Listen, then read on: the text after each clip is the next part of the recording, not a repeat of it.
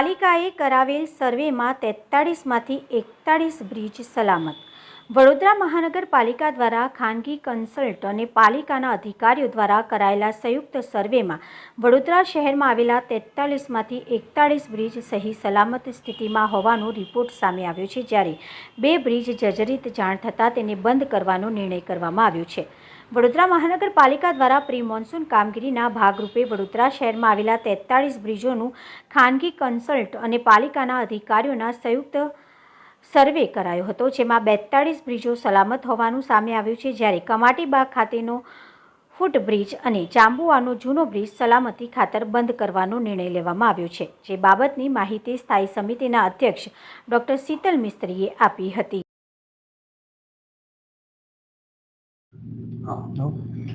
જી doctor સાહેબ, ગત રોજે જે ગોઝારી દુર્ઘટના ઘટી છે, ગંભીરા બ્રિજ જે તૂટ્યો અને કેટલાક લોકો મૃત્યુ પામ્યા છે, વડોદરાની જનતાની ચિંતાને લઈને કયા પ્રકારના પગલાં લેવામાં છે? કેટલા વડોદરામાં બ્રિજ છે ને હવે જે બ્રિજનું સમારકામ બાકી છે કે જે બ્રિજ જર્જરિત છે, કયા પ્રકારની આગળની કામગીરી રહેશે? ગંભીરાની દુર્ઘટના થઈ એમાં જે લોકોએ પોતાના સ્વજનો ગુમાવ્યા છે, તમામ પ્રત્યે સંવેદના વ્યક્ત કરું છું. વડોદરા શહેર, વિશ્વામિત્રી નદી, રેલવે અને ટ્રાફિકના લીધે અલગ અલગ પ્રકારના બ્રિજો બનેલા છે. ખાસ કરીને વડોદરા શહેરની વાત કરીએ તો ટોટલ 43 બ્રિજો છે. એમાંથી રેલવે ઓવરબ્રિજ 14 છે, રિવર ઓવરબ્રિજ 22 છે, ફ્લાયઓવર 4 છે અને અન્ય બ્રિજો 1 છે. પ્રી મોન્સૂન એક્ટિવિટીના ભાગરૂપે આ તમામ બ્રિજોના કન્સલ્ટન્ટ દ્વારા મેકવે અને ડેલ્ફ એજન્સી દ્વારા સર્વે કરવામાં આવ્યા છે. 43 બ્રિજમાંથી 41 બ્રિજ સેફ છે.